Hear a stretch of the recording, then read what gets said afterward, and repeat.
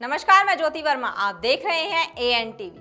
स्वागत है आपका हमारी इस खास पेशकश यूपी में होता नकल का कारोबार। यूपी की बोर्ड परीक्षा में खुलेआम होती है नकल। जी हाँ, यह बात बिल्कुल सच है कि यूपी में नकल कराने के लिए नकल माफिया तैयार बैठे हैं, जो कि चंद कागज के टुकड़ों के लिए बेच देते हैं अपनी इंसानियत और बर्बाद कर देते हैं देश के आने वाले भविष्य को।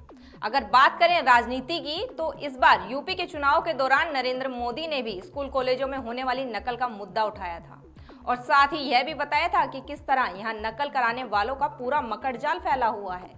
बीजेपी की सरकार बनने के बाद भी यूपी में नकल की पाठशाला उसी तरह चल रही है। देखिए देश के होनहार किस तरह से अगली कक्षा में जाने की मेहनत में जुटे हैं।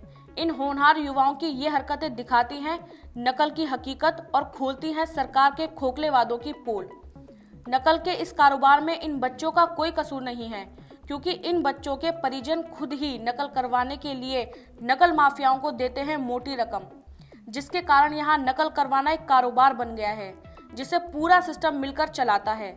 इस सिस्टम में स्कूल कॉलेजों के टीचर से लेकर थाना अफसर तक सभी शामिल हैं।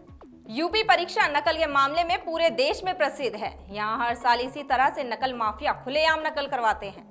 नकल कराने वाले इन लोगों को किसी का डर नहीं है, क्योंकि जिनका डर होना चाहिए वे सभी इनके काले कारोबार की कमाई में हिस्सेदार हैं। जिस तरह यूपी में योगी आदित्यनाथ के आते ही कई बड़े एक्शन लिए गए हैं, वहीं योगी ने नकल कराने वालों पर भी कार्रवाई करनी शुरू कर दी है, जिसके मुताबिक योगी द्वारा नकल पर शिकायत करने के लिए हेल्पलाइन नंबर जारी किए गए हैं।